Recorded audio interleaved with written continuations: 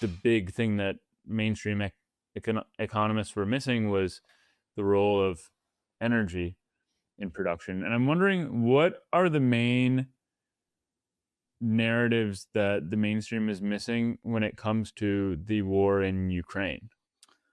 Oh, in Ukraine.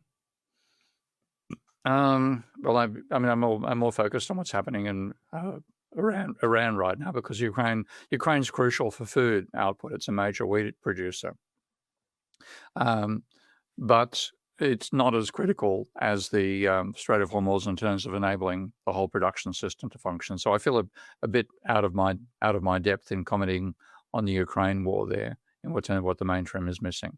To me, what we've had to look at the Ukraine conflict and say, what are the consequences for Europe?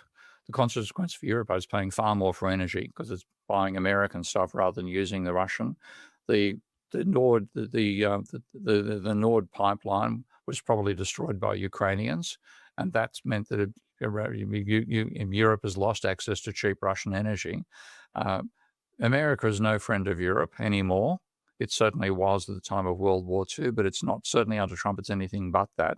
And they're being ripped off by the Americans right now.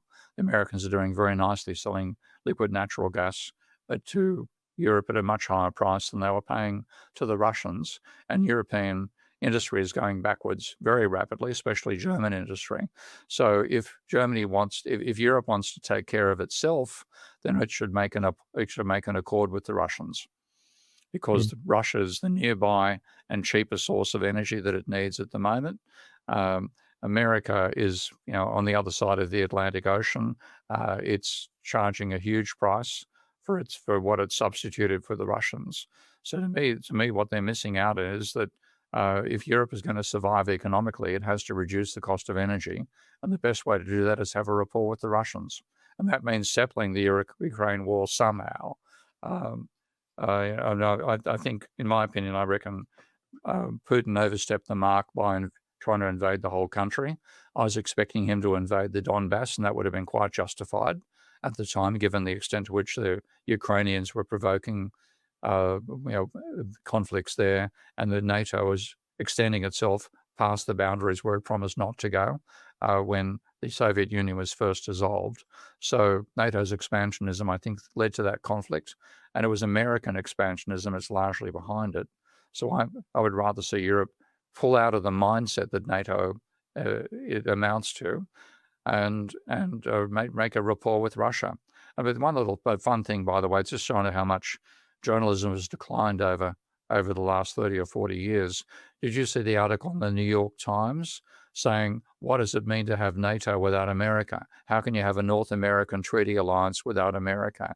They didn't realize it stood for the North Atlantic Treaty Alliance organization, So America's the rogue here.